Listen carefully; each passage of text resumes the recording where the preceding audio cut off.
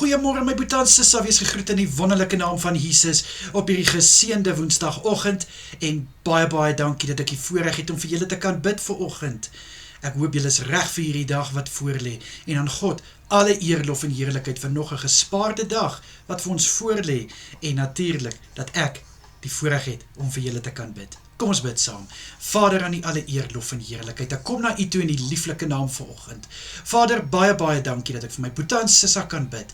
Ek bid vir hierdie dag wat voorlê, Here. Mag hierdie dag vol seëninge wees. Mag hierdie dag vol voorspoed wees. Ek bid in Jesus naam om hulle voetstappe te rig. Ek bid, Here, lei hulle waar hulle moet wees. Ek bid om hulle te beskerm teen enige aanslag van die vyand. Here, mag hulle gevul wees met goeie moed en met positiwiteit vir alles wat vandag voorlê. Dankie Here dat ek dit in u naam kan bid.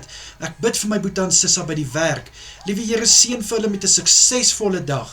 Ek bid dat hulle die vrugte sal pluk van hulle arbeid en mag hulle gevul wees met wysheid en met insig, Here, om hulle beste te kan doen en gee in Jesus Christus naam.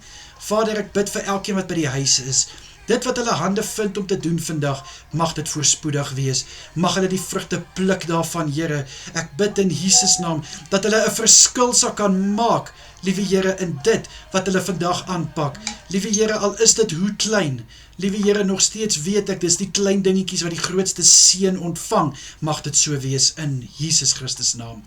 Vader, vir elke boetie en sissa wat gaan slaap, na laasnag se werk, bid ek, Here, dat hulle goeie rus sal inkry.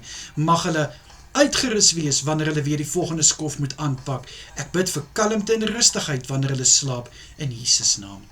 Here, ek bid vanoggend vir elke boetie en sissa wat genesing nodig het. Nie net vir die wat siek is nie, Here, maar vir die wat genesing nodig het in verhoudings, die wat genesing nodig het in hulle finansies, die wat genesing nodig het in werk.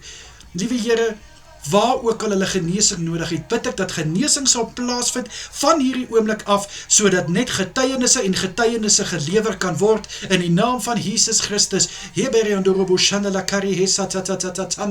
In Jesus Christus naam, liewe Here, bid ek vir die genesende hand om oor hulle te heers, die genesende hand om aan te raak dit wat genesing nodig het, wat siek is, wat stikkend is, in Jesus naam. Bid ek nou van hierdie oomblik af, dat dit, liewe Here, wat stikkend is en wat genesing nodig het, sal nuwe krag ontvang, nuwe lewe in die naam van Jesus Christus.